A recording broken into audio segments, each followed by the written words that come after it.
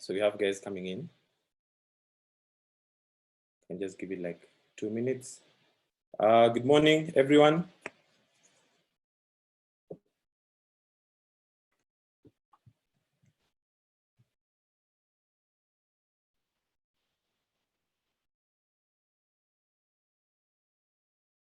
Okay, so quite a few people coming in. I think let's give it like 2 minutes and then we'll start. In the meantime, thank you for coming. Those who are here already, maybe you can just share in the comments what you guys do, maybe what you're hoping to learn from today. What's your favorite type of creative prospect? And yeah, then that will help us at least as we're starting.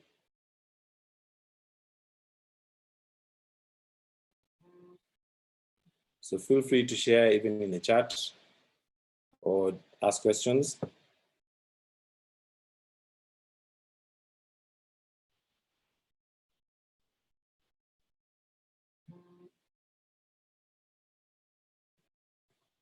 Then we'll be starting very, very soon.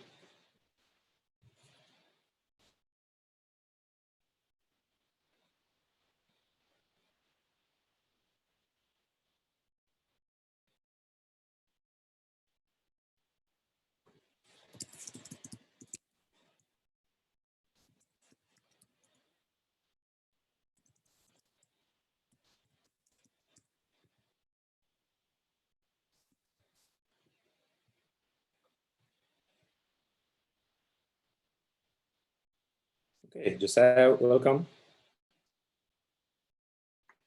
Okay, so I think we can start.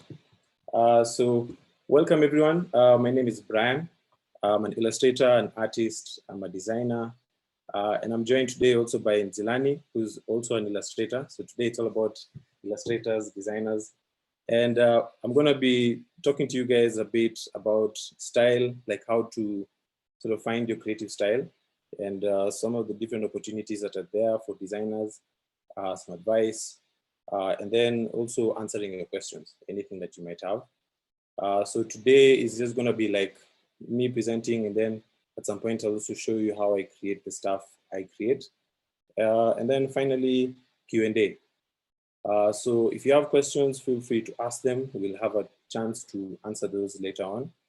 But yeah, welcome. Thanks for being here. You could have been anywhere. You could have been on Netflix, but you're here with me. So thank you so much. So I think I'll just start with the presentation. So I'm just going to share my screen. Yeah, there we go. So like I said, today we're going to be talking about style and what that is for creative, why it's useful, why it'll help you, because it's important for you to sort of stand out from everyone else. Why should people pay you and not pay someone else? Why should they give you the job? And the only way I know to teach this is to sort of take you through my journey, because everyone's journey is going to be different, but you're going to pick up some stuff as I'm talking. And that would be a chance for you to sort of recognize or connect dots. Yeah.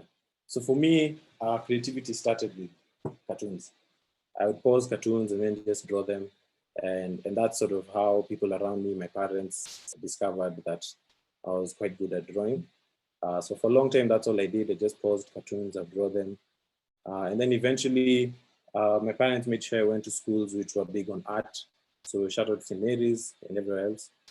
So we used to do a lot of still life drawings and things like that. And it was good at the time. A lot of, this was like the time when I was getting the fundamentals in. But it still wasn't quite all the way what I wanted, because it's still like, as much as you draw something good, someone else can also draw something that looks as good. So that's when I started sort of getting inspired by stuff that I would see around me, Masai Market, things that I would see online. I connected with a mentor at that time who was really big on like surrealism and stuff like that. And that sort of changed the kind of art that I created. You can see the PowerPoint templates that I was using at that time. But I loved this way of creating more because it gave me a chance to be different, to kind of do things in my own way. set myself apart. And eventually that was me graduating. But I don't know if you can notice, if you look at the right side and the left, there's still that divide. I was like creating stuff by hand. I loved using color pencils, dry media. And then I was learning how to use Photoshop in Illustrator, but I had not quite figured out how to bring the two together. It's around that time when I saw some really cool documentary. There's a guy called T Magic on MTV, and he used to do this stuff which was like inspired by his own culture, stuff that he enjoyed, stuff that he would experience in his own life. And that kind of inspired what I was doing in a big way. And then the days of Nairobi stalls. I don't know who was still around when Nairobi stalls was there, but there used to be the big oversized Mark Echo shirts. So I could tell they were using Illustrator to make them, but I had no idea how they were doing it.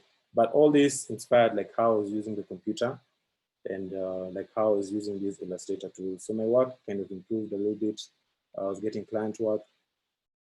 And then when I finished, I went abroad to study and get a degree in illustration and graphics.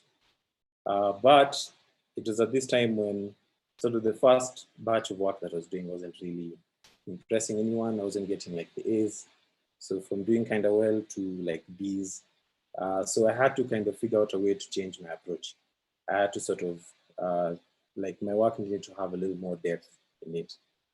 And working with the lecturers there and being exposed to like the world of design, illustration, this is how my work was able to like improve and become sort of more unique to the way I saw things.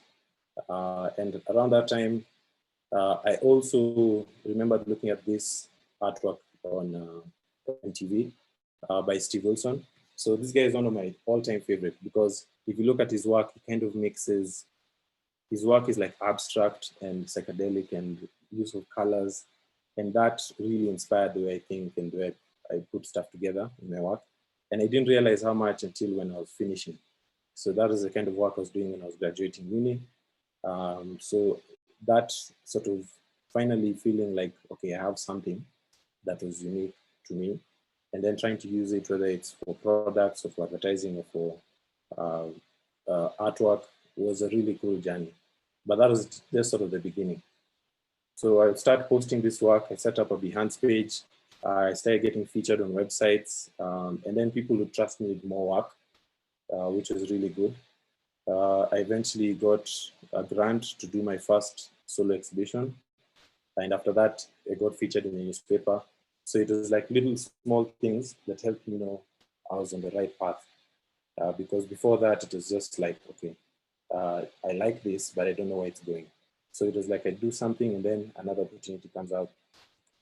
Same year, I got a chance to do my second solo show, which is what I was very proud of at the time. Like it was more me, more stuff that actually excites me. And I think the world started to take notice. I started getting nominated for awards. So that's me being nominated. I was one of the Kenyan artists nominated for La Tele Art Competition.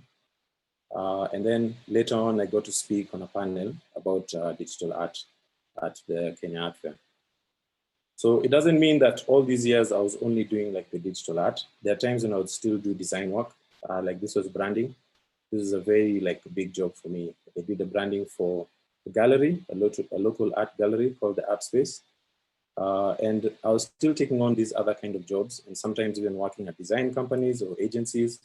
So my illustration was something that I was doing on the side and developing it over time. And I think that's also a big lesson. Like you're not going to develop your style in like a few days. It's gonna take months, sometimes even years.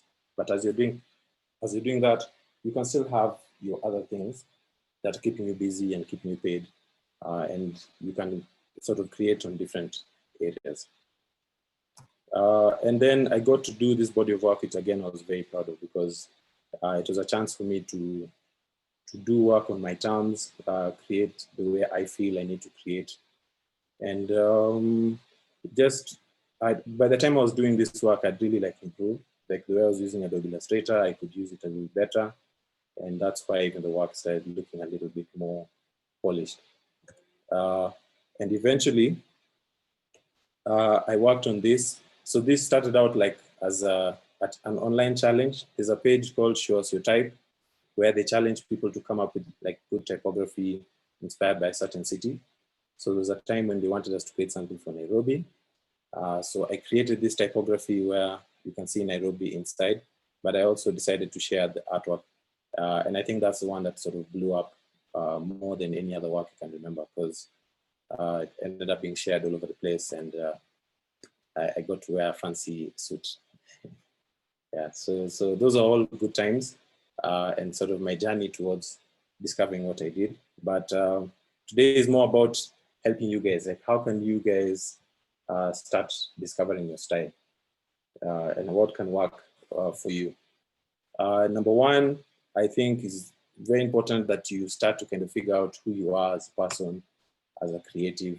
What do you like creating? What would you enjoy to spend long hours doing, and you can push through, internet not working the way it should, or your software not doing what you wanted it to do, or you taking a long time to figure something out.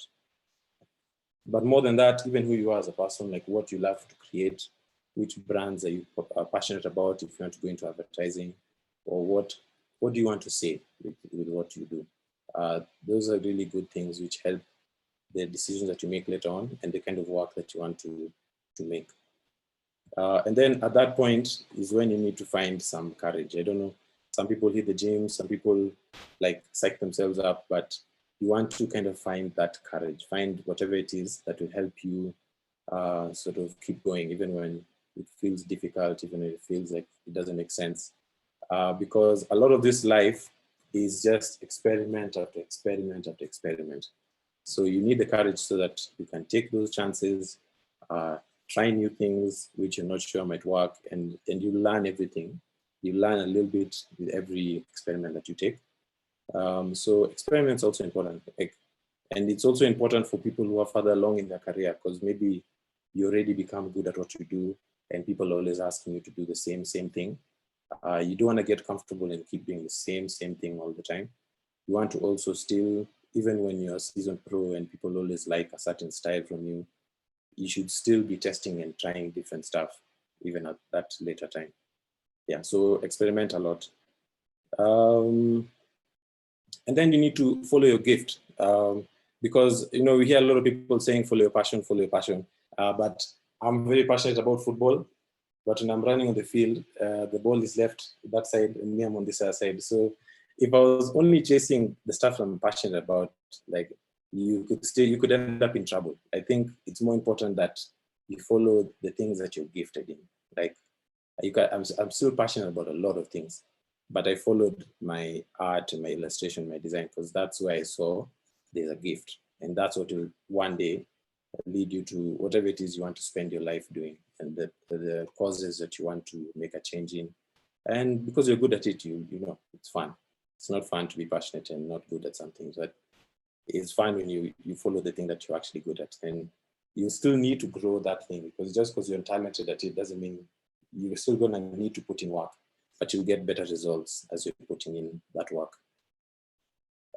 Then next we have, being yourself, very important. Like, I can only be Brian. I can only see things the way I see things. I can only create the way I want to, like, I can only see, I can only like communicate or create the way I see things. And as you embrace that which makes you different, you start to look at work differently, and then you start to express things in your own way. And then people will come to you because you have a unique way of seeing stuff. So it's kind of like the more you're yourself, the more you're creating a brand, and that becomes now who you become known for time. Which then comes to the next thing, which is authenticity. Like, you need to just be real with whatever your art is telling you to create, or your design.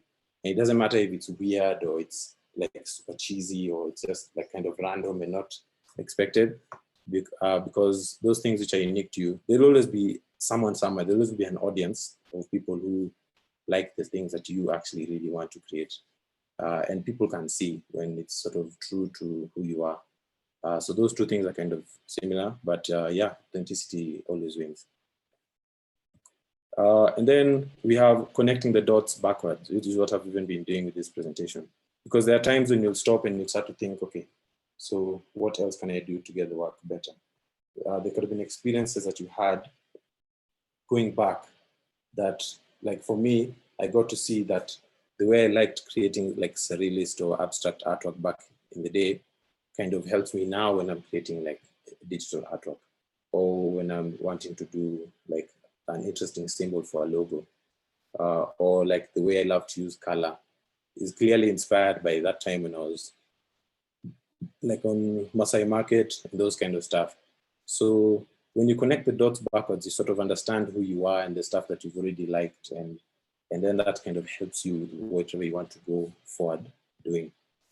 So that kind of helps. It will help you sort of know, okay, this is where I possibly can fit best.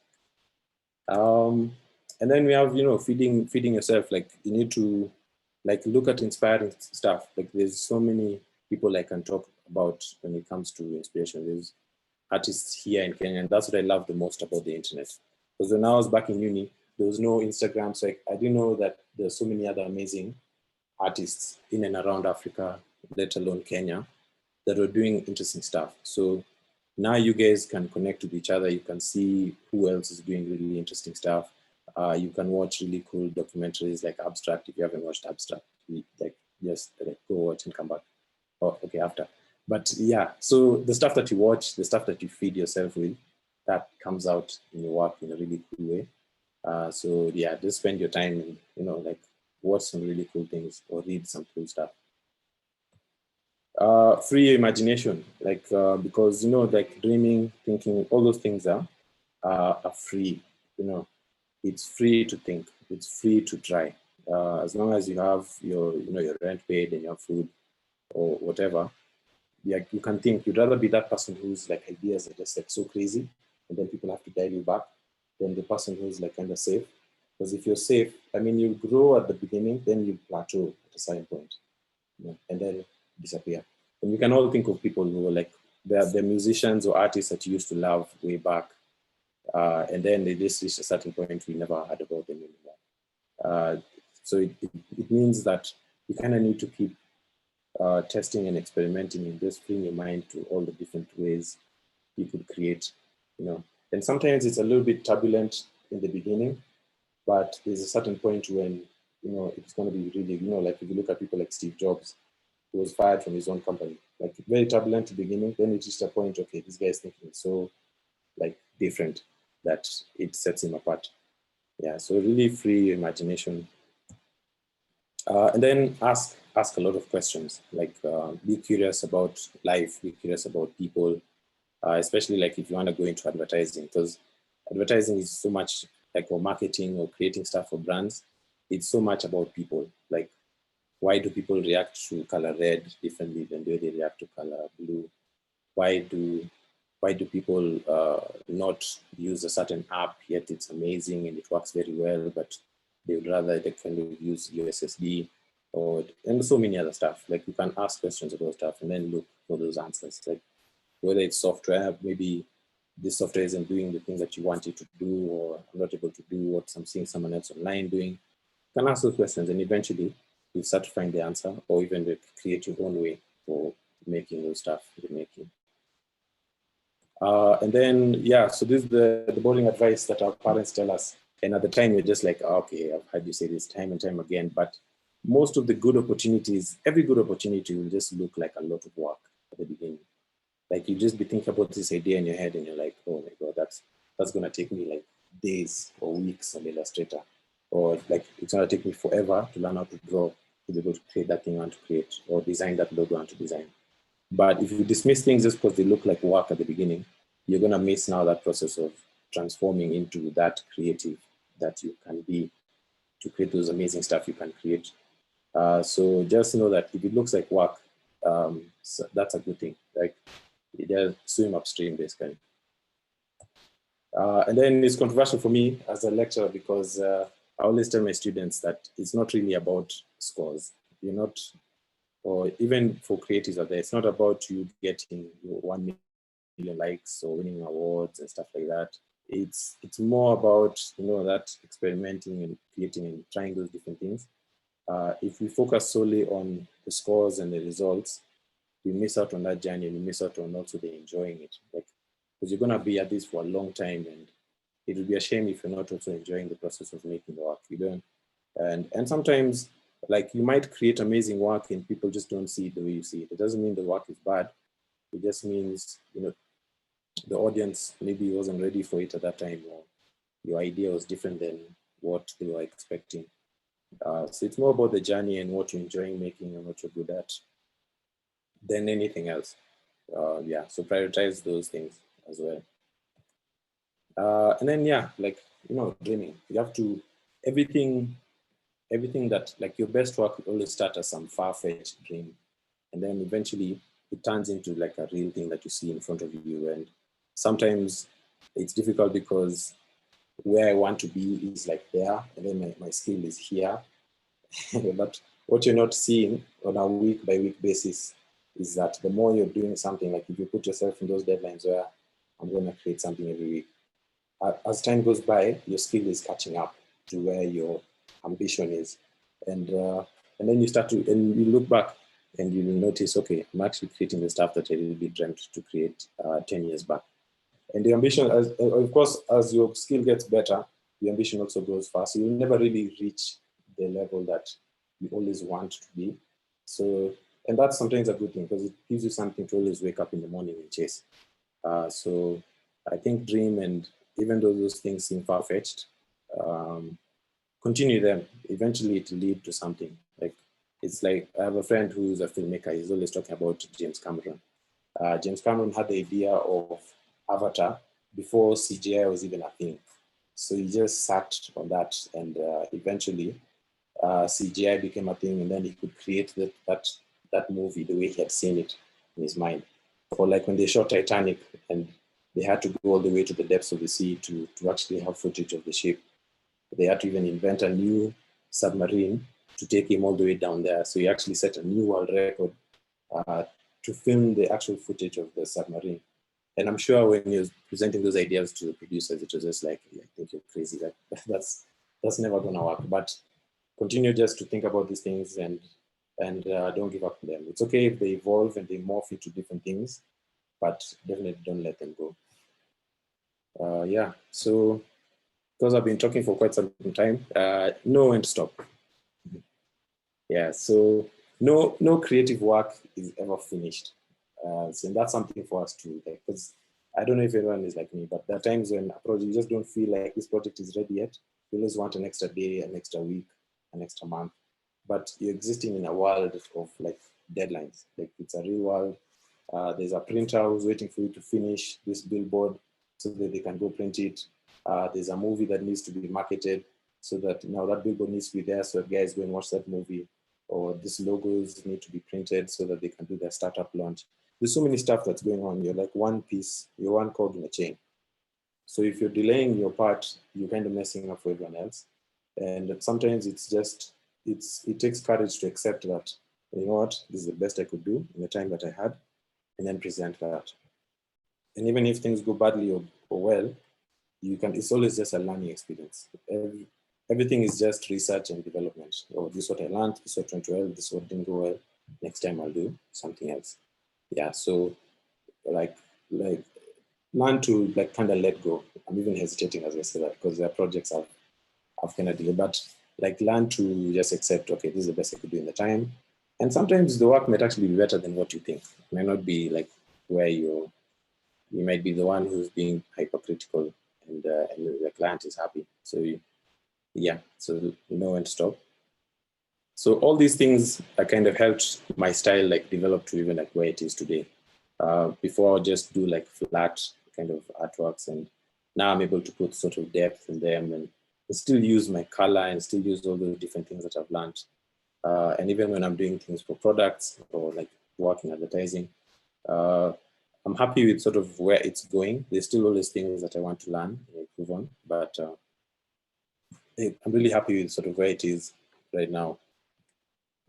And not just me, but there's a lot of success stories that I wanted to show you guys, just of people who kind of defined their own way of expressing themselves, you know. And the first person that I always talk about, like I'm sure my students are even laughing right now, because this is one of my favorite graphic artists. His name is Omollo, and just the way he creates his own style, like he has his way of creating movie posters, and the images that he creates are always inspired by like an iconic part in the story.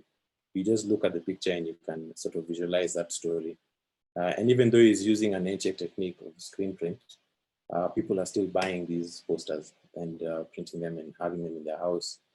So it was really inspiring to see someone who was just making stuff for fun, and now he's paid on a daily basis to continue creating what he just loves to do for fun.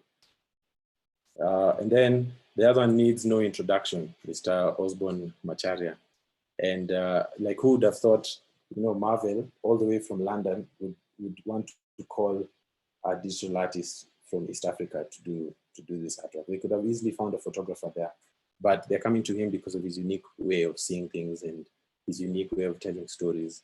And at times he's even improvising new characters that are in the story. And it worked so beautifully. And not just him, even the team that he has around him, from the stylist to makeup to the guys who do costume, and then for him who does like the digital artwork and the photography. There's a good example of how someone's unique way of looking at stuff has created a market for him. And then we have Karabo Poppy, so I'm always like on her IG page because the stuff that she does is really amazing. And you can see like on the right that she was sort of inspired by the artwork that she would see, or like the paintings you'd see on barbershops for the hairstyle, so that you know, okay, I want this hairstyle. That turned into like her illustration style. And then Nike asked her to create some custom designed Air Force Ones. These shoes sold out in like a space of 4 days, you know. And I think even LeBron James wore them and shared on his IG page. And the reason these people are taking note is because this artist has a different way of seeing things, has an interesting like style. And it's really cool to see people like that from our continent being so successful. And then locally, we have artists like Diki. I've been following his work for a long time. I don't know if, I think that many of you remember this, the currency and the way it went viral.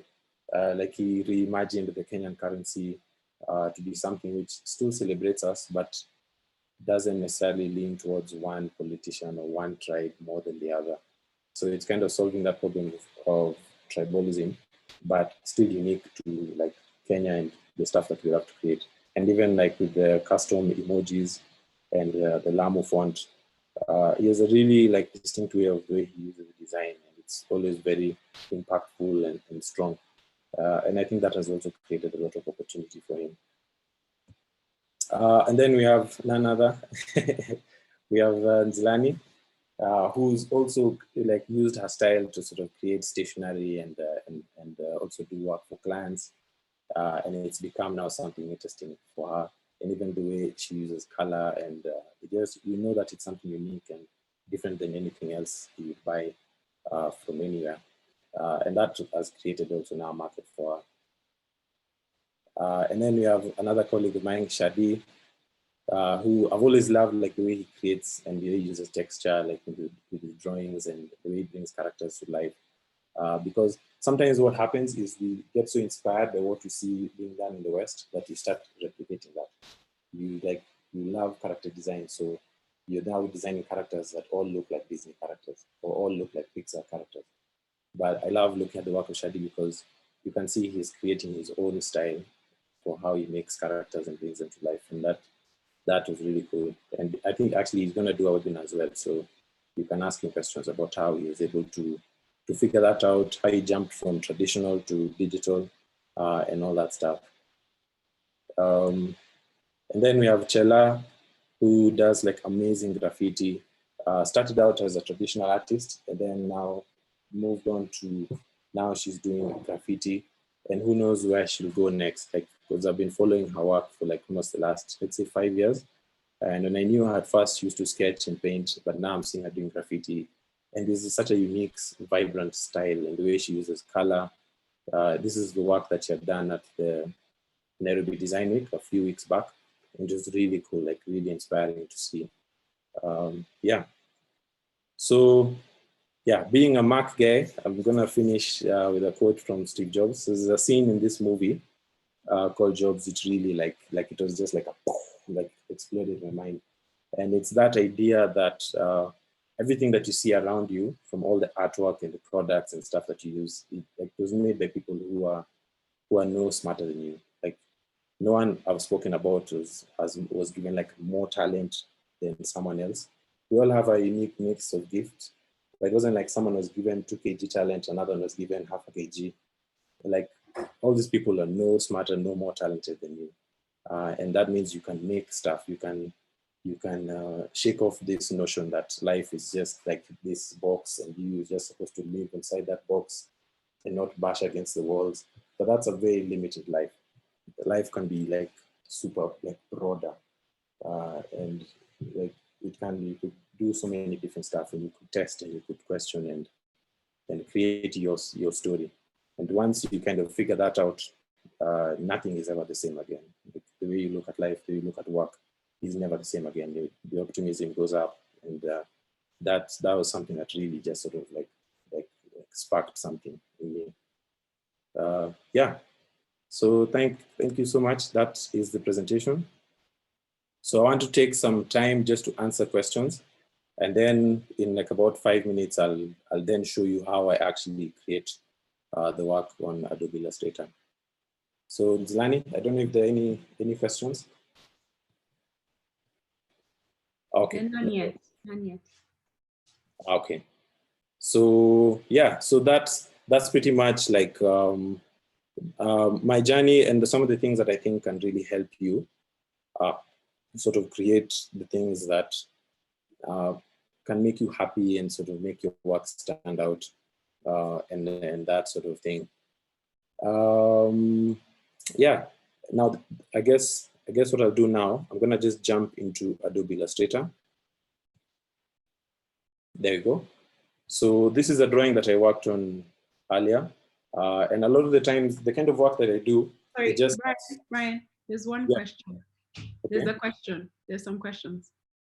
Let me allow them to talk. Elvis, you can speak.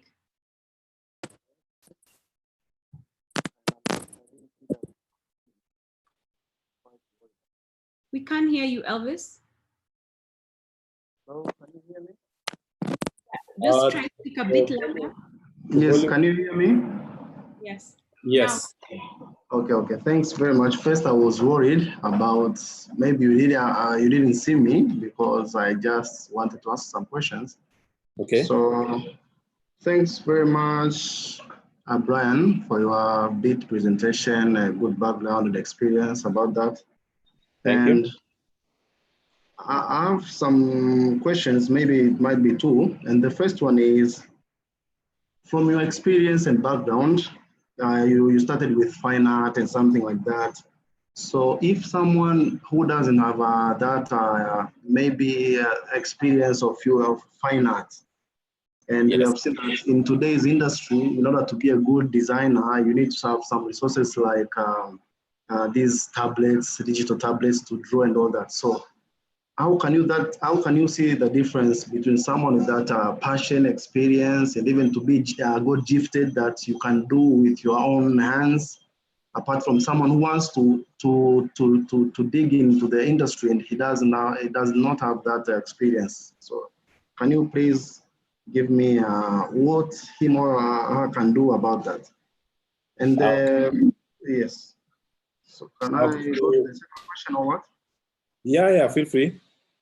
The second question is, first I would like to thank you and also ADMI for this great opportunity, because I'm in Dar es Salaam, Tanzania, and I always want to chip into these stuff like this, but the problem is maybe it can be the distance, traveling, all that. So this is a great idea, and I don't know, we can thank Corona, I don't know this COVID-19, but it can be a good way of you doing these things in time to time, because we really need to learn. And I'm also a graphics designer by profession, let me say like that.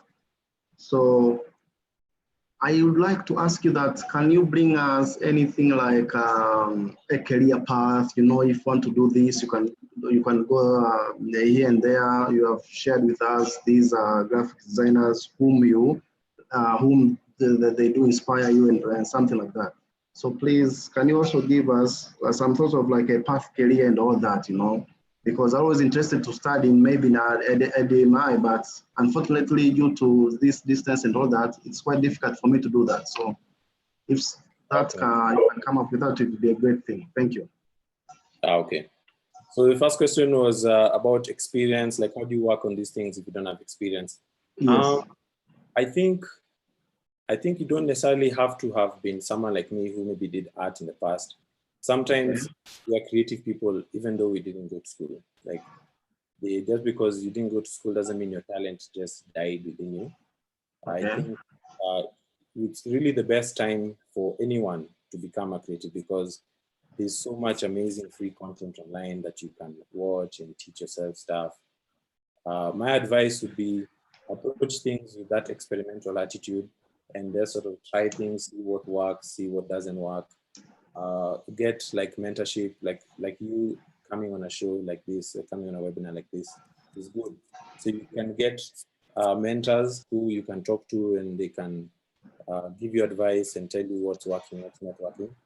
Other times, you'll find the people that you really want to mentor you maybe are too busy or too far, but you can have role models, what you call like these people that I've talked to. I'm lucky some of them I get to talk to them on a weekly basis, but a lot of people who I look up to, you know, I've never met Oli Moss, never talked to Oli Moss, but like as I look at his work and I look at what he posts, and the more I learn softwares, the more I'm able to know, okay, I think he did this texture thing like this, so he did this color thing like that. So you can have what we call secondary mentors, people who you just like success leaves clues.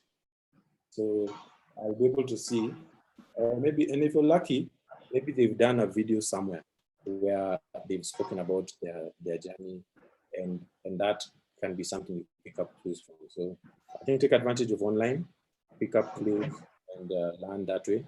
And then the other thing about entering the market is really just start. Start with the family member who needs to start a business. Start with a local company that you think isn't doing as good a job as they could be doing. Maybe you can provide more value. Start with an internship. Start with working with people that you really admire. Like work, like there are NGOs that really need a lot of help creating artwork for the coronavirus. So that there's so many different ways you could test out and start in the market. You could even work for free for some of the heroes, like internships, those kind of stuff. And there's so many different ways. I think just put yourself in a position where there's always people more talented than you in the room. And the more you're in that room, the more that stuff will rub off on you. And then the next thing is we talked about, so I know ADMI is also thinking about how to sort of have a presence online. And this isn't the only webinar that they've had. This is the second one, but there are going to be many others. So I think keep going. And hopefully eventually we can even start to develop online classes so that that would be great. Wherever else you can join. Learn something. Thank you very much. Yeah. Thank you. Asante. Okay. Anyone else? I can see another question. For now, maybe Brian, you continue with the doing and then can answer a couple after. Okay. Yeah. Yeah. So the way that I found worked for me, okay. Let me just say something first, because you know, for digital art, there's so many different tools that you can use. There's tools that people are using on their phone for free. There's stuff that they're using on their iPad. There's like software. I went with Illustrator because that's the one I understood best. And after a lot of time and experiments, I realized that the most fun I have, or the best way for me to create, is to do stuff on paper. Like I love to draw, and sort of, it's easier for me to bring out my imagination. I don't know, the light, yeah, I think you can see the illustration there. So a lot of the times what I do is I draw, and then I ink the work. And then once I've inked the work, I put the work on Illustrator. And then there's this one function on Illustrator called image trace. I think I owe that my career, because like it's been one of the best things ever, because I can easily just sort of turn, oops, let me just see if this one's working. I can easily just sort of turn a picture into, oops, sorry, it's not working. Let me just drag and drop it again. I have it somewhere here.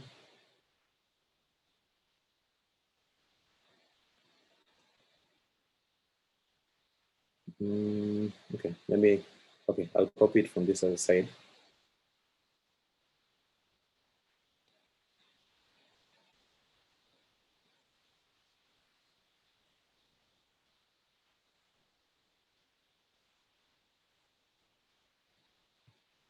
Okay, just give me a few moments. I want to just get the actual file.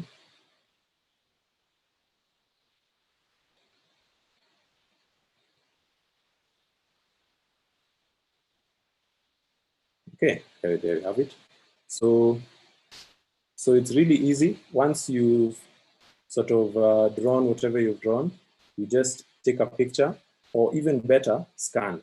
Because when you scan, I mean, a picture is okay, like this was a picture, but had it been more detailed, you find there are little things, as you can see, it's blurry and stuff.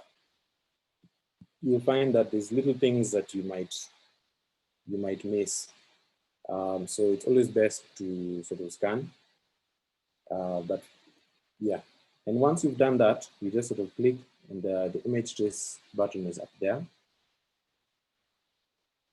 And then that, yeah, it takes a few seconds, and then there you go. So it turns everything from the line work to an actual vector. I can go back to the panel, and then on this panel, I'm just going to adjust.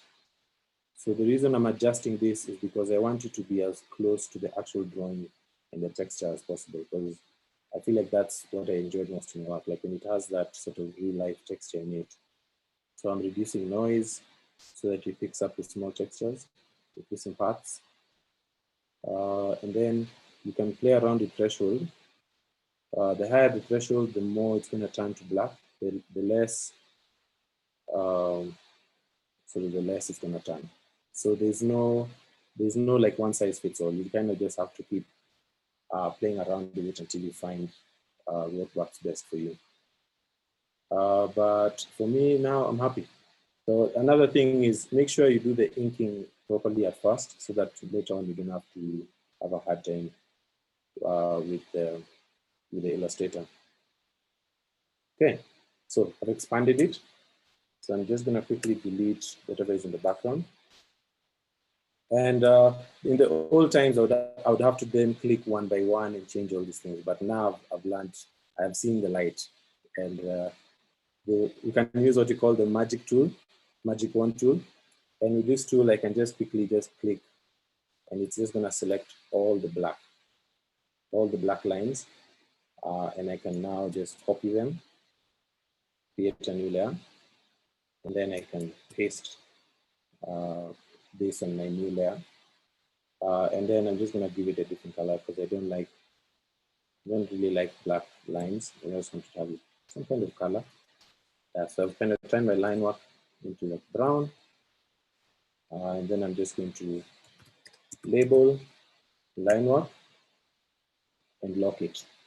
So now my line work is locked at the very top. And then now I can call the bottom one base color. So I'm just going to name this, because there are times you have a lot of layers. Yeah, so my line work is up there. Now, once I go back, there's another shortcut you can use. I'll select my illustration. I'm going to go to Object, Live Paint, Make. And then this is really cool, because now I can use my paint bucket tool. And then I can just sort of click and drop in color like that. So let's use that. And then I'm just going to use some warm colors for the surrounding. So because I've used the paint bucket, all I have to do is just click and drop color into that area.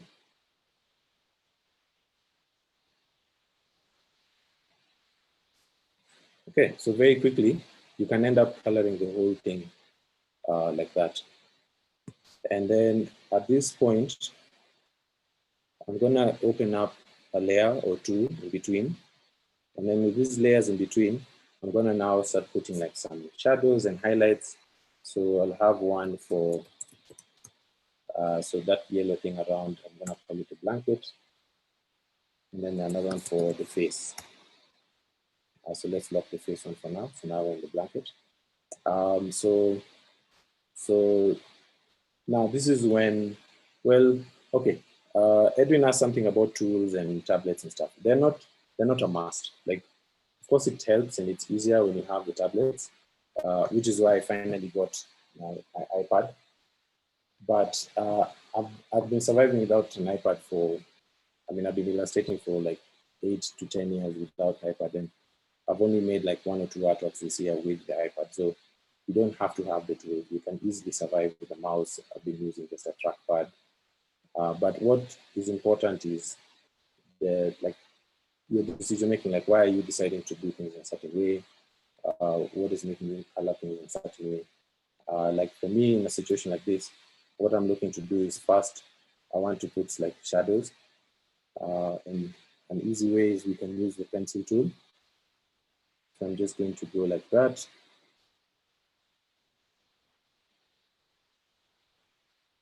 And then that just creates a shape. And then you just make that shape a bit darker. So now it kind of feels like it's a shadow, or it kind of makes it rounded. Yeah, and then I can keep going, sort of make one here.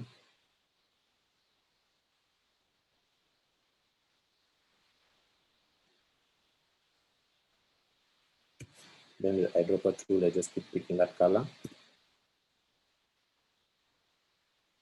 Yeah, and slowly by slowly, the more you add, it just depends on how much detail you want to add, but the more you add detail, the more it sort of comes to life and it feels real. Okay. Now, another thing, like I'm sort of adding shadows and highlights as if it were a real thing, but for some of you, maybe you don't have to make your stuff like real. You can also like cheat the rules of physics, so to say, and you could sort of make your own interesting, like psychedelic art of like what I saw Steve Wilson doing. So that's like for one color, and then I can decide, okay, maybe in this other area, I'm gonna put like a bright color.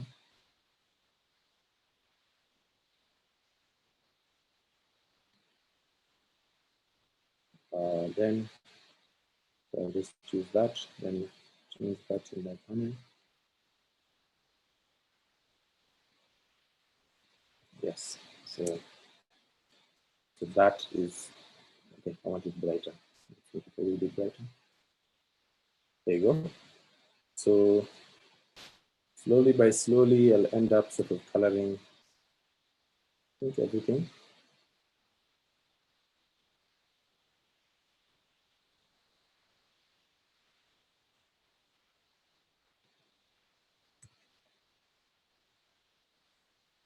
Okay, so yeah, so okay, because maybe we don't have a lot of time, I'm not gonna do the whole thing.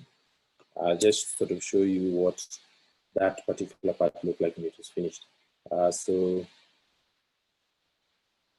Over here is where I started the base color on the other one, because I'd already worked on it before. And when I finished up with the blanket, that's what I had. Yeah, so there's like parts for shadows, and then there's like the parts for light. And then the other times when I tried some different lines and stuff. So really just based on what you're feeling. So I try to give it that sort of shadows and highlights. I tend to have 3 layers, like shadows, the base part, and then the highlights. But you could also have more.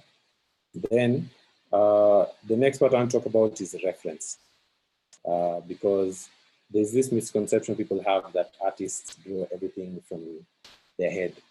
And sadly to say, or maybe some of you are happy to hear this, like there's no way you have all that in your mind that you just know exactly where shadows go, exactly how to draw stuff. Like you kind of have to feed your mind with stuff to look at as reference.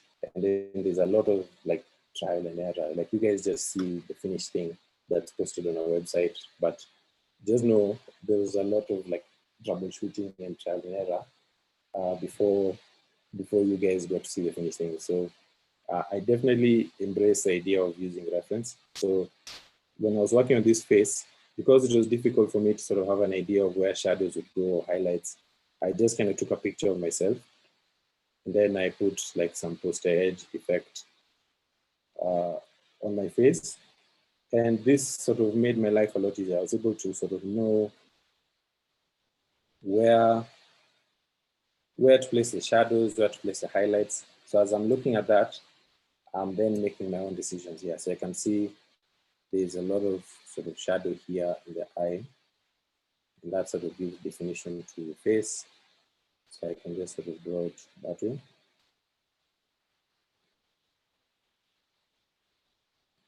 Yeah, and you don't have to necessarily be exact, but yeah. And then once I've done that, I just go and choose a color that's a bit darker, maybe not that darker yet.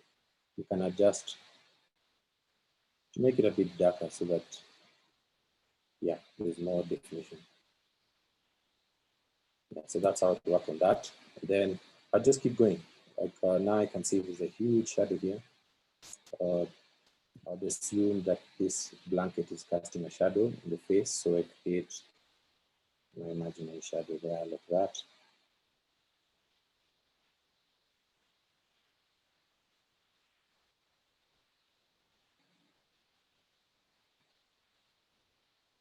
Yeah, then I add. Yeah, so looking at that to sort of give me ideas, I can see there in the mouth. We have that.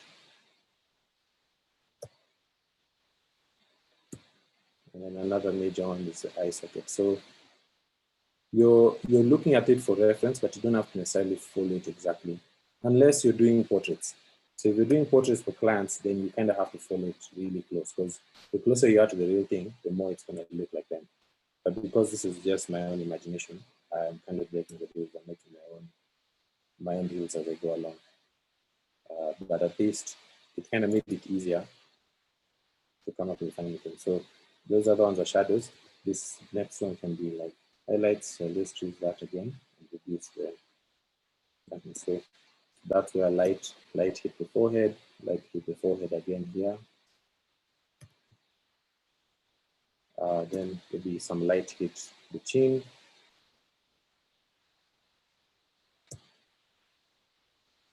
Yeah. So it's coming together, and after some time we keep going. So for the sake of time, I'll just show you guys what it looked like when I was done. So yeah, that's what it looked like when I done all the shadows and highlights and stuff. And then the last part of this is texture. And there's a few ways to add texture, because texture is good. It makes your work sort of look and feel more authentic and real. So when I'm usually done with everything, when I want to add texture, I just select everything that I've created. I copy it, and I'm just going to create a new layer because, you know, if you mess up your texture, at least it's on a separate layer. You don't have to mess up everything else you created before. So I'm just going to paste everything here, group it, and then we're going to go here to effect, texture, and then texturizer. So there's three main areas you can play around with texture. So we have texturizer, and then we have grain. And even in grain, there's like different types of grain. There's regular, there's stippled. So it all depends. Like I've played around with all of them. So for me, my favorite is texturizer by far. I love using sandstone, and I love controlling kind of where the light comes from. So because I can see the light is coming from there, like the left, I put there top left. And then you can play around with this relief. If you really want it to be very rough, you can add that. Yeah, and then the last one you can play around with is film grain. So those are three ways that you can add texture. But like I said, my favorite one is sandstone. So I'm just going to click that one. And yeah, and sometimes you'll find it has that sort of washed, it feels like it's washed. It's not as vivid color as it was before. So to fix that, we can go here to transparency. So I've selected my texture, and then I can change it from normal to multiply. Then if it's a little bit too vivid, I can reduce that opacity down to about 70 something, maybe 80. Let's go a bit lower. So like maybe 60. Yes. So when you look at it before, it was looking kind of washed out. Now it's vivid and it has a little bit of that texture. So when you save it, it will end up looking really, really good. So that's what I found. That's how I love to create. But there's still times they do stuff without texture and all those kind of different stuff. So I can see there's some questions.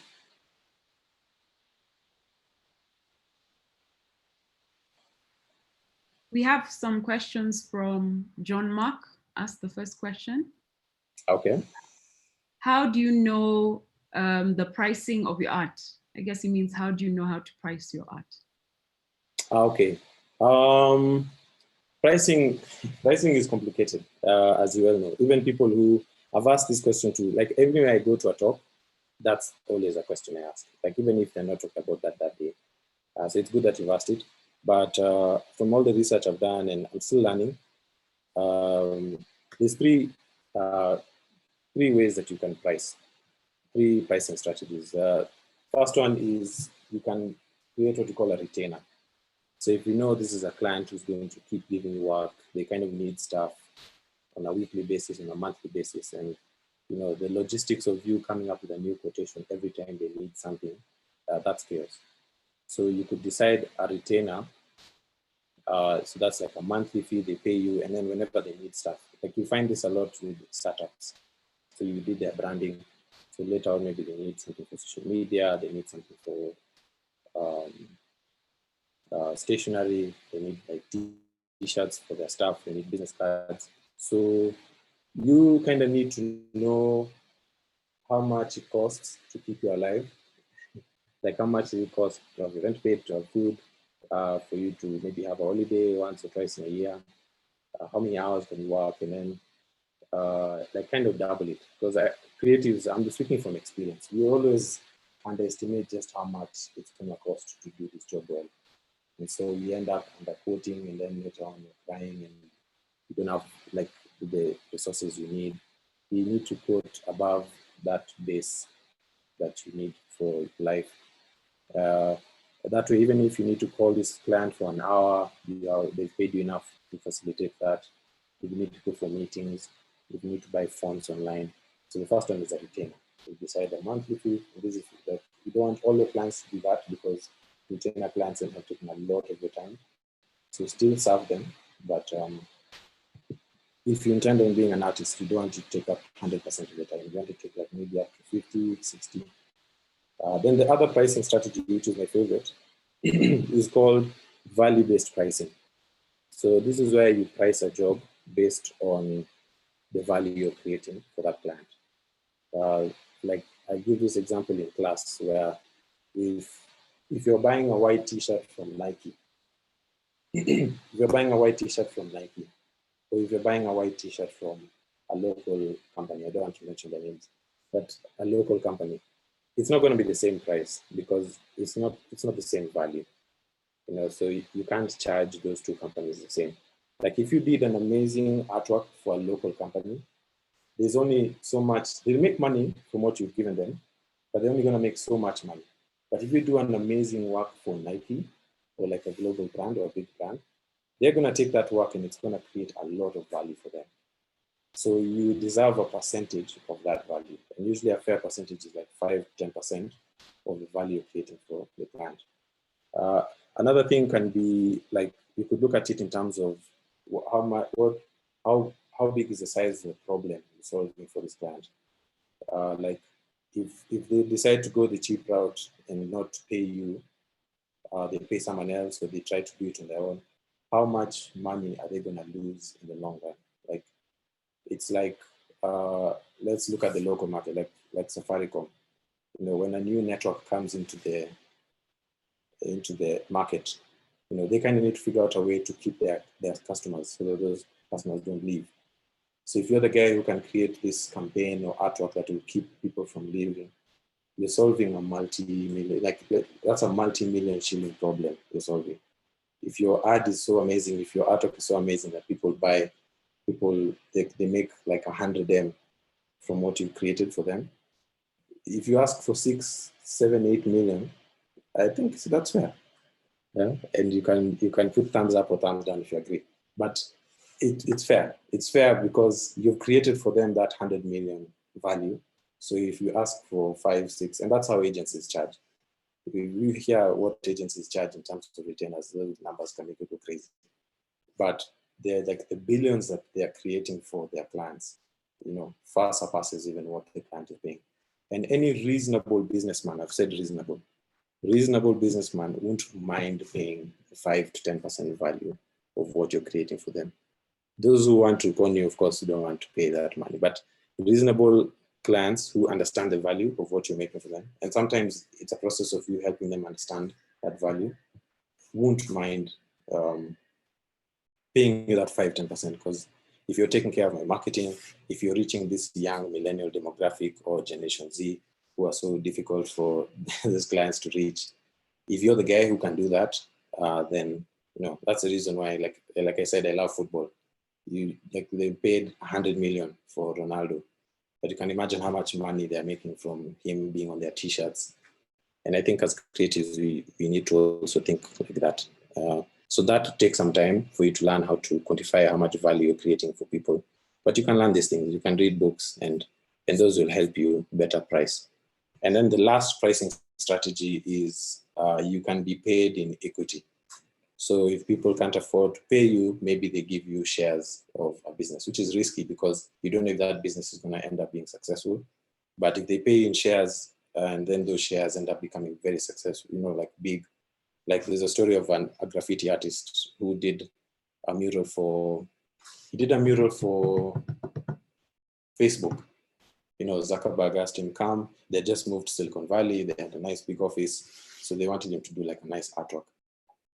And Zuckerberg was like, so like, I love your work, I respect what you do, but I can't afford to pay the normal rate. But I'm gonna give you some shares because this business is big, it's gonna do well. For him, it's just like, yeah, it's okay, just pay me for my time and materials. Today, last I checked, and the last time I checked was like a year ago, those shares are worth $300 million plus.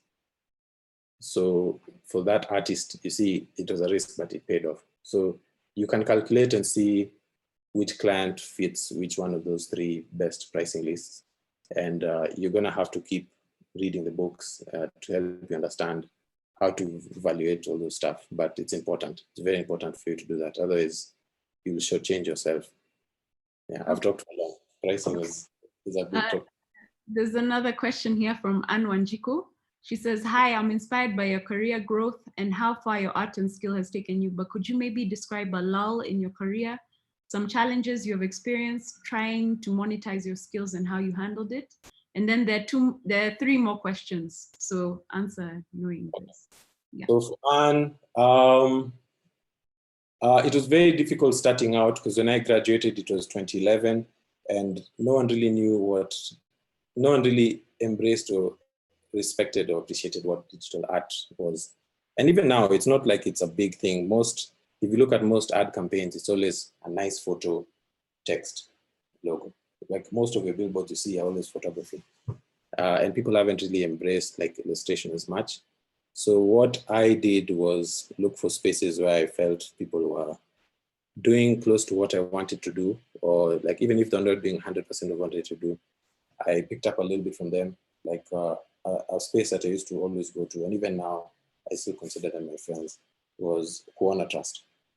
So I remember I had a studio there, and it was very difficult for me to work from there, but I was always very inspired by what I saw there. So I think a good thing for you to do is, one, figure out how you pay your bills. So you might want to avoid taking that day job, but you can only avoid for so long. Like I remember I've worked for agencies. I've worked for 3 years for ad agencies. And okay, it wasn't quite what I wanted, but it was important because yes, I knew how to make art, but I didn't know how to sell ideas. I didn't know how to handle clients. I didn't know all this other stuff that I ended up later on learning from other jobs. So I think take on jobs which will give you transferable skills to what you want, and then hang out around people who are doing close to what you're doing and pick up what you're learning from them. And then I guess the last part is just marketing yourself, putting yourself out there, and just being patient and choosing clients who are in line with what you're passionate about, because then you'll do a good job for them. And when you do a good job, that word spreads. If you do that, the curve is going to be, the learning curve will be shorter. Okay, there's next question. Are there any advantages? This comes from Alfred. Any advantages of Adobe Illustrator over CorelDRAW? Big ones. I played with Corel a bit, but Adobe is just better. And every year they keep making new stuff that just makes their apps better to use, easier to use. They work well across other different apps. So I could design something here and then work on it again on Photoshop and then take it to Premiere for the people who are doing film or even to After Effects. The advantage of Adobe is that they have several different tools and they all work very well together. So that I really love the disadvantage is, of course, they're expensive. Yeah, they cost a bit, but you want something that is easy to use across the board. And even the majority of tutorials you find online are for Adobe. So you'd rather just use the common thing. I think it's easier. Yeah, but if you're also enjoying using other tools, I think use the tool that's most comfortable for you. Okay, next question from Kelvin Shani. Hi, Kelvin. Hey, that's another great Kenyan artist. So what advises your color choices? They seem to have harmony and not compete. What usually your thought processes on? So just give me 2 seconds. I'm just going to show you guys what an art mentor showed me way back. So I'm just drawing a quick color wheel. Orange in this part is purple. So I don't know if you can see that. There you go. Kinda. So think about your color wheel. Think about like I choose stuff that's, because I started out using color pencils and I'd always trying to blend things from dark to light to show that this thing is rounded. Because that when I started off with still life. So I love blending things like from like a dark red to like a bright gold. I think if you want things to have harmony, choose colors that are on this close to each other on the color wheel. And then when you want things to contrast, like you want something to pop out of the background, choose something that is on the opposite side of the color wheel. And you see movie posters doing that a lot, but sometimes they do too much. Like there's a video about teal and orange, someone complaining about how every poster has that shade of blue and orange. Because they're so opposite, they kind of attract, they complement. Yeah, but if you want things to blend well together, choose things which are on the same, like close to each other on the color wheel. Hello? Another question from Arnold. How do you know what color to pick? Same, I guess you've answered that. And basic, Arnold Obiero, basic shapes are used. How do you know what color to pick and basic shapes that are used to create your characters? Because I think like in character design, each individual character is shaped and colored based on how they act. So how do you know that a character, like let's say Batman, should have a triangular silhouette when stripped down to his base form, and what colors to use for said character?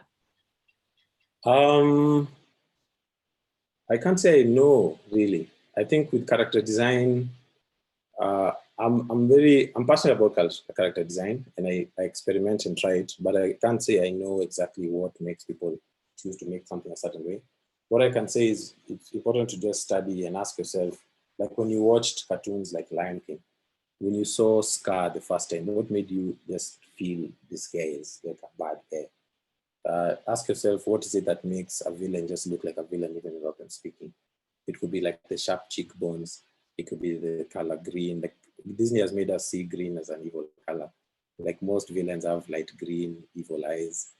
I think research on why other people are doing it and then do that. But if you want to draw stuff, break them down into simple shapes so that you're able to draw that in again and again and again. So I don't think there's like one way to do that. But if you look at stuff like when you're drawing the face, there's like that circle for here, and then you add like the chin. Everything breaks down into simple shapes. So I think do that, find out to do that. And that will take like hours and hours of practice. But yeah, like the color one, like I said, just choose stuff that's on the same side of the colorway. Next question, Dennis Wangulu. No, sorry, before that, yeah, no, Dennis Wangulu says, hi, Brio, thanks ADMI for the webinar. I'm a geek and sports enthusiast with associate level experience in graphic design and interested in infographics, a blend of posters, flyers, sports events, planning, analysis. How do I go about it and which tools should I focus on? To make infographics, I mean, if I was to do infographics, I would use Illustrator because that's what I'm comfortable with. So I guess I would advise you just use the thing you're most comfortable with. But I imagine Illustrator is the best. Actually, I think Nzilani, you're probably better off to answer this because Nzilani does data visualization. I think I'd say you focus on Adobe Illustrator as a tool. Just focus on learning that and becoming the best at that possible. And then now since you're saying you like sports and that kind of thing, you look for those type of, when you're doing your projects, your own self-created projects, maybe you focus on doing things that look sports related, infographics that are sports related that you create as your own projects. And that'll get the attention of the type of client that you want. Yeah. Okay. Anyone else? There's two more questions. There's from Purity. Brian, have you ever had to battle imposter syndrome at this level when you're already this good? Yes, every day. Although, like there's one project I'm working on now, and I'm just like, why me and like what? But I think what helps is having a process. Just know that even the stuff that you think you just came up with anyhow, like there's a recipe to your success, and recognizing that recipe. Like for me, it's like the brief. You know, clients, like that's always like a very big red flag. If a client doesn't give me a brief, I already just leave that job. Or if they don't want to like sit down with me and kind of let us define the problem. So I think the biggest thing is just having a process, knowing that if it goes through those stages that you like the work to go through, you're going to get a result that you want. And then the other thing is it's important to align yourself with the right opportunities, right clients. I'm not going to hit every job. I'm not going to hit a home run on every job. So sometimes it's not that your work is bad, it's just simply that your work is not the right work for that person. So imposter syndrome is yeah, it's part of the journey. But I think recognize that there's a process to how you made your work really good. So just trust that, and maybe lean on your networks and your mentors and stuff. Yeah. Okay. Another question from Remy Bryan. How do you manage your day one clients who still expect cheap labor when you have advanced and grown as a creative?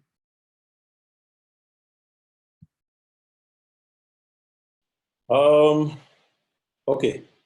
I think the best thing is just to be open and just tell them. Like if you know that the value of what you're creating is higher, just tell people. And if they disagree, then make a decision based on that. But also know that, I mean, even for you, like if you went to a shop and you're used to paying, like I use Klabu as an example because the students love going to Klabu and they've taken me there. I didn't know what a smocha is. Now I know. So if you're used to buying something from somewhere at 50 bob and then next day you go and it's 100 bob, it's difficult to convince people to go from that low to a high one. So I think what everyone should prioritize is understand the value of what you're creating for people. Because if you start them out down here, it's going to be very difficult for you to turn them into that. It's not impossible, but it's it's just harder. So start people out right. Maybe another process could be, if you know you're learning and getting better, every time you take on a new client, take them on at a higher price. So you just charge like 30% higher the next time, 30% higher the next time. But more than anything, just understand the value of what you're creating so that you're also not overcharging people. It's not good to just charge people a lot because you can, but charge people because you actually know, by the way, I'm actually creating for you a lot of value here. Okay. Another question here from Paul Omollo. Says, hey, Brian, Paul here. I'm a digital marketer, brackets, Canva designer. And I want to create better designers. Looking into the Adobe architecture and hoping you can help me understand the difference between Illustrator and XD for content creation. Okay. So XD was primarily made for designing like interfaces, like what apps look like, because sometimes when you're designing an app, you have to create so many different pages. Like this is what happens when it opens, this is what the home page looks like, this is what the customer page looks like. So it wasn't initially designed for making like content, but it can also be used for that. So really, if you find you're comfortable using XD, you can continue, because if it's for social media, it can be useful in that way and you can do that. But there are times when you want to do other more, if you want to now do other more complex stuff, like you've seen how people can do certain things in Photoshop, like bringing different worlds together, you then have to delve further. For more freedom and more expression, you have to delve into the Photoshops and the illustrators. Those two have more freedom to do like a lot more of what's in your imagination. But with Canva and XD can do a lot when it comes to like social media content. So they are useful. They're in no way like there are people making a lot of money and they're using that. So it's not like you have to learn these other things. But if you feel like you want to do more sophisticated, like really amazing, like really creative stuff, then you have to then learn the Photoshops and the illustrators. There are no more questions for now. Okay. So yeah, Shani was asking about the color wheel. So yeah, I think center. Yeah. But you can always send later. Okay. What are some credible online job platforms? That's from Miriam. Huh? So online job platforms. What's a new one? I know people are using Fiverr. I know people are using Fiverr. I know people are also. I mean, you could join certain Facebook groups. Like I know in Kenya we have the Art Directors and Cooperators Club, but you could join certain pages and try out from there. I don't like the likes of. Anyway, I don't want to knock it because there are people who are making a lot of money on Fiverr, but I feel like if you're on a site like that, it's difficult for you to negotiate for your rate. The kind of client that's going to Fiverr wants something quick, cheap, easy, and that then becomes difficult. You want to be in a position where you can negotiate your rate. I think the more important thing is setting up your platform, like have a website, have a social media page, and you don't have to like be doing a lot. Like, you just need to be posting it every so often, and that can be a way. But also don't neglect meeting people in real life. Like make your online page and talk to people, but also meet people in real life. A combination of those two will lead to some good results. I think also focus on creating an online portfolio for yourself. And Behance is good for putting people, look for people on Behance sometimes. And also LinkedIn, strangely these days, LinkedIn has started to pick up. I know Brian writes articles on there sometimes or posts some stuff there. So places like that, and especially now, actually, I guess meeting face-to-face has been restricted. So focus on getting your online presence as well. So then you link to those things. Then people will find your portfolio and give you jobs where you can quote your own costs rather than like what he said, places like Fiverr or 99 Designs. Okay. I think I can see Anne was asking about, do you have to go to school to become a creative? No, you don't have to go to school. In fact, sometimes I feel jealous because the people who I look up to, some of them, their work is amazing. They're doing really amazing stuff and they didn't learn from school. They took advantage of YouTube and they learned from friends.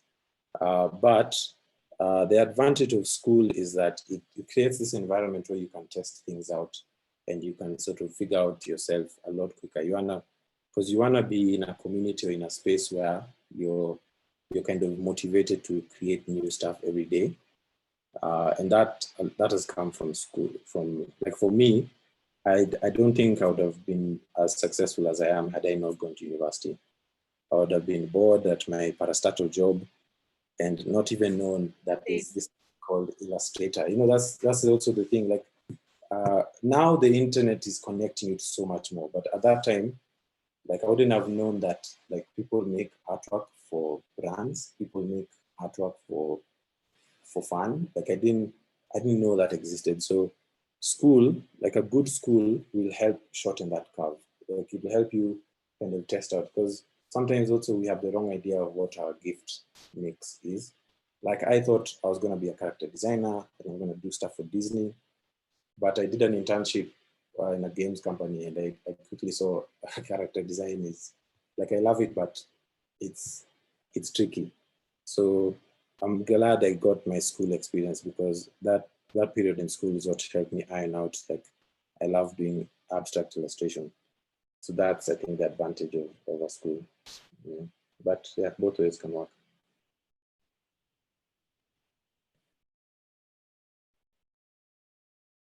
No other questions. Oh, is drawing a skill you learn or is it purely talent? Okay, number one, because I get this question in class all the time. I think everyone can draw. Everyone can draw, absolutely everyone. And most people just think I say that just because, oh, you know, I want you to pass in class, but everyone has some level of talent. The thing is, some people have a like higher level, like they can do Disney comics and like they can go as far as that. Then others will create maybe cute, simpler characters, but we can all create something. And because this world is very diverse and open to so much more, I think don't limit yourself and say, oh, no one's gonna like what I do. Just try it out and put it out there. And then you find some audience. Like there's guys who do, like if you check, there's a book called The Diary of a Wimpy Kid. Like the drawing style for that book is really simple, but like something about it that just keeps people coming back. And it's become this huge successful, you know, or even like on Instagram, Nathan Pyle's Strange Planet, Strange Planet, and that's like my newspaper. Every day I have to read this stuff. It's very, very funny. And the skill involved there is something that I think people can build with time. You can build that, definitely. Okay, so I think, oh, one more. Question? Yeah. So would you advise, okay, graphics tablet, yes. If you don't have one, don't feel like you can't be successful. You can still do, like I told you guys, I was doing stuff with a cheap tablet that I bought for 40 pounds at the moment. And that, like, I used that for about 8 years, 10 years. I know people who just use a mouse. But if you want to take it a bit further, then eventually you're going to need those things.